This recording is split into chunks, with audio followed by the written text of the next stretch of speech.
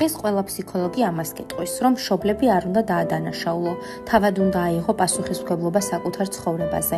მშობლებს უნდა გაუგო აპატიო და გიყვარდეს. მათ ყველაფერი გააკეთეს შენთვის, რაც შეეძლოთ.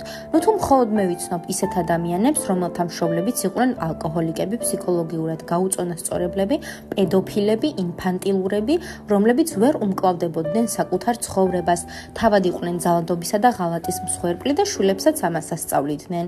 მე ვიცნობ ადამიანებს, რომელთაც ბავშვობაში სასტიკად სცემდნენ, მხოლოდ იმის გამო, რომ დედას ცხოვრება არ აეწყო. აიძულებდნენ შეშინებული დედის მაგივრად დაეწყნარებინათ მთვრალი და აგრესიული მამა.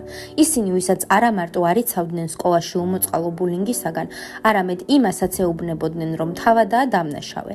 ისინი, ვისაც მაცივრიდან საჭმლის აღებას უგრძალავდნენ და შიმშილითა და სიცივით კლავდნენ. ციუ ზამთარში უქურთუკოდ ატარებდნენ მაშინ, როცა ოჯახს არ ჰქონდა ამის გაჭირვება. მათ ეს ყველაფერი გამოიარეს და გადარჩნენ. თქვენ კი ეუბნებით, მშობლებს არ უნდა დაემდურო, ისინი ხომ ყველაფერს აკეთებდნენ, რაც შეეძლოთ. შენს თავზე აიღე პასუხისმგებლობა, უკვე დიდი ხარ. არა და პასუხისმგებლობას უკვე 8-9 წლიდან ატარებენ. უუნარო დედის გამო, რომელსაც არ შეეძლო თავად ეზრუნა შვილებზე და ამის გამო ტირანთან აცხოვრებდა მათ. არაადეკვატური მამის გამო, რომელიც მთვრალი მოდიოდა, ჯერ ყველას სცემდა და შემდეგ ღამით ბავშვს კიდეც უნდა ეყარაულა, რომ გულისრევას არ დაეხრჩო.